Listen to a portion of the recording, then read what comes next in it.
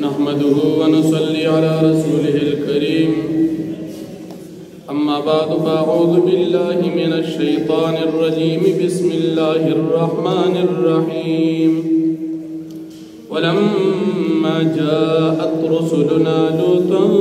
سيء بهم وضاق بهم ذرعا وقال هذا يوم عصيب صدق الله العظيم سورة هود دولسم پارا او یایم نمبر آیت فمخی آیاتنو کی دا نبی علیہ السلام دا رسالت دلیل واقعات ابراہیم علیہ السلام بیان شوا فدی آیاتنو کی دا نبی علیہ السلام دا رسالت دلیل واقعات حضرت لوط علیہ السلام ذکر کی ابراہیم علیہ السلام چکلا دا عراقنا قیبل خان نرا روان شو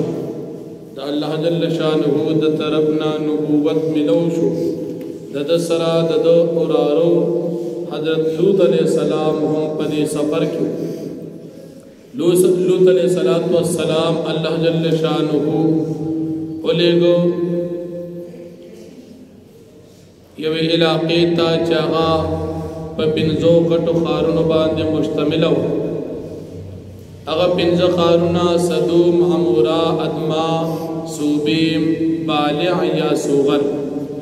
پدی کی چکم لوی خار او دوی دار الحکومت اغا صدوم علاقہ پدی علاقہ کی دا دیر سرسبد و شاداب علاقہ او دیر زیاد نعمتنا دا اللہ جل شانہو پدی خلق باندیو لوط علیہ السلام چکم قوم تا اللہ جل شانہو را اولے گو نو دی قوم یو بد عمل کولو چہاغا دا ناری نصرات بی بدفعلی کولو لوط علیہ السلام دیتا دا اللہ جل شانہو دا دن دعوت ورکو چتاس ایمان نوڑی ایمان نباد دا دی بد عمل نتاس منش لیکن دا لوط علیہ السلام قوم نافرمانو او دی دا لوط علیہ السلام خبرہ و نمن آخر اللہ جل شانہو چی ابراہیم علیہ السلام تکم فرشتے را لے گلوی دغا فرشتے لوط علیہ السلام تراغل او لوط علیہ السلام سردوی خبر ہو کلچ لوط علیہ السلام تدا ملمان راغل دادا خیستزوانانو پر شکل باندیو قوم چی کل خبر شو چی دا لوط علیہ السلام ملمان راغلی دی اغید ملمنو تا بخبل خیال کی تکلیف رسول شروع کو دی خلقو زرد لوط علیہ السلام کور تراجم شو او دا دی علکانو تے قتل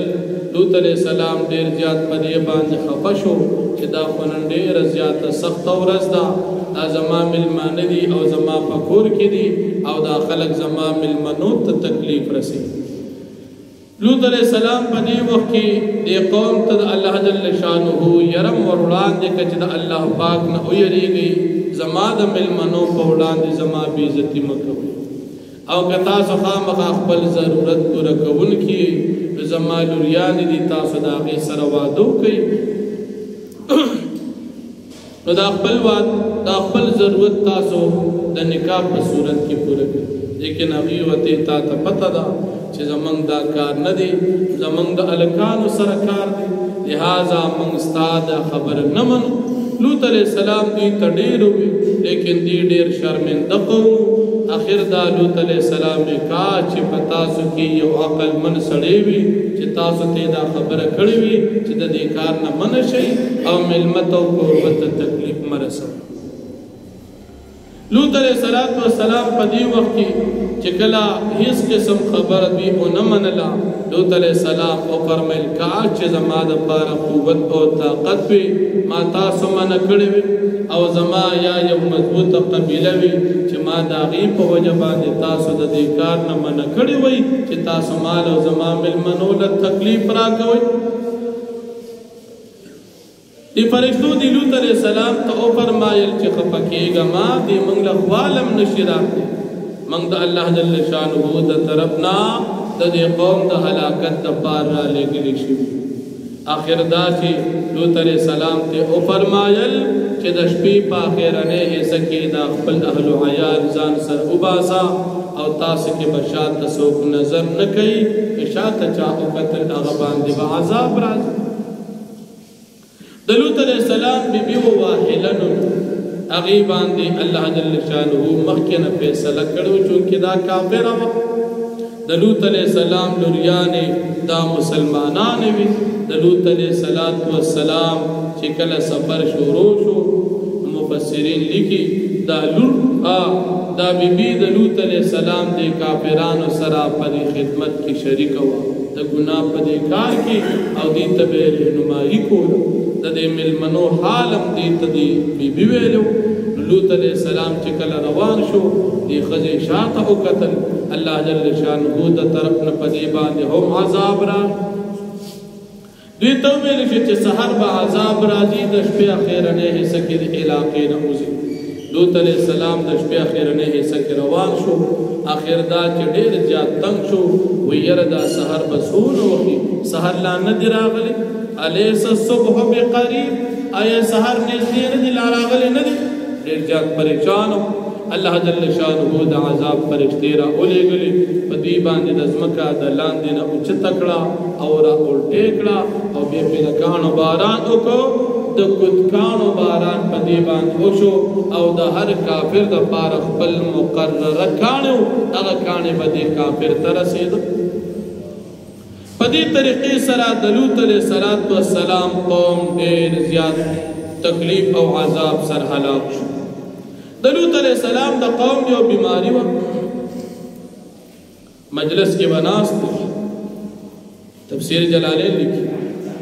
مجلس کې به ناست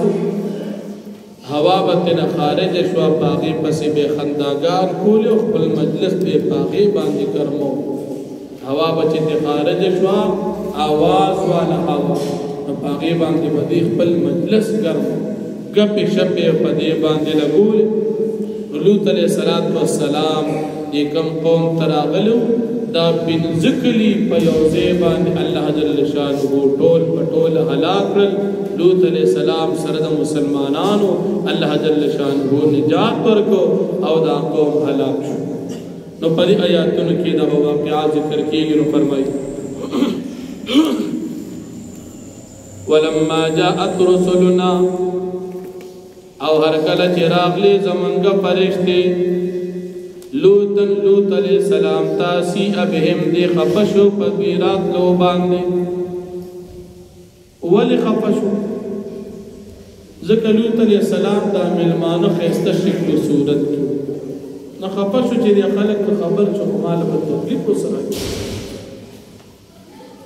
وضاق بهم ذرعا او تنګې شوه په راتلو د مېلمنو باندې سینه. وقال هذا يوم عصيب او وی فرمیل دا ورځ نن ډېره سخته ده ډېره سخته ورځ. وجاءه قومه او راغې قوم ددو يهرعون الیه منډې راوهلې دي لوط علیه السلام طرف ته. ومن قبل وړاندې د دې کانو دوی یعملون السیئات چې دوی به کول بد عملونه نارینه سره بې شا طرف ته بدفعلي کوله. قال يا قوم لوط علیہ السلام اے زما قوم هؤلاء بناتی دا زما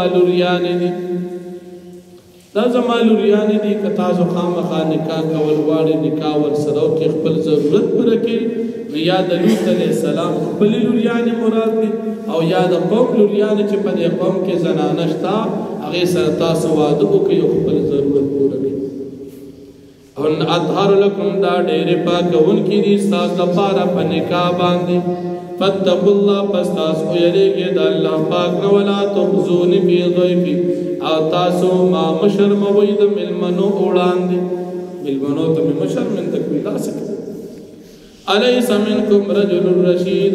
آیا نشتر په تاسو کې یو سړی عقلمند چې تاسو دې کار نه منې کړي څوک درکې شته نه. قالوا ویدی لقد علمت ما لنا فی بناتک من حق فتاقی سرتا تمالوم دا چی نشت زمانگ ستاس دلوریانو پبارک سخوائش و توجہ وإنک لتعلم ما نرید یقنن تبی جن غس چمانگ سخوارو زمان ارادتا تمالوم دا. قال ویلوت علیہ السلام لو ان لی بكم قوتا کچروے زما د پر پتا سبحانه سو قوت او طاقت او خپل باندې زما سو قوت طاقت ما بتا سو چل خو او آوی الى رکن شدید یا می پناه اخیستی وي او مضبوطی قبیله سره یا می دلته قوم قبیله وه او یا زه په خپله په مټو مضبوطو بیا مې تاسو له سزا درکړې وه چونکې لوط علیه السلام د دې علاقې نو مسافر و ځکه دا خبرې وکړه قالو ووی دی یا لوط علیه السلام دې فرښتو ووی انا رسول ربک یقینا موږ رالیږلي شوي فرښتې د رب ستا یو لن يصلوا إليك دي هسكال نشرار سيدي تاتا فأسر بأهلك پس روان کا خپل اهل دشپی پس حصہ کی بقطع من الليل پس حصہ دشپی کی دشپی پا آخرانی وقت دکری روان شو ولا يلتفت منكم احد او ندی گوری او حصوک ستاسونا الا امراتك مگر استا بی بی انه مصیبها یقینا رسیگی بدی تدا عذاب ما اغا اصواب چلا پاک بے رسیدی تا ان موعدهم الصبح یقینا وقت وادی دوید حلاکت سحر دی الیس الصبح بقریب آیا ندی وقت سحر نزدی فلما جاء امرنا پس ہر کل چراغ زمان حکم دا عذاب جعلنا من اگرزو حالیها دا پاس طرف سافلها دا لاند طرف دا پاسا مو لاند کرو او لاند مو دا پاسا وامترنا علیها حجارتا او اور پدی باندی حجارتا کانی من سجل دا خطی منزود پر لپسی دا خطی چکم کانی جوڑ کری شوی لکه کد کانی و تمن او تاسو آئیو مسومتن دان خطار کلیشیو دا ہر کافر پنوں باندے عند ربک استا پنیز در ابستا وما ہی من الظالمین ببعید او ندی دا عذاب من الظالمین دا ظالمانو نبی بعید لری دا عذاب لر ندی خام خوف دی باندرازی واقع دعوان الحمدللہ رب العالمین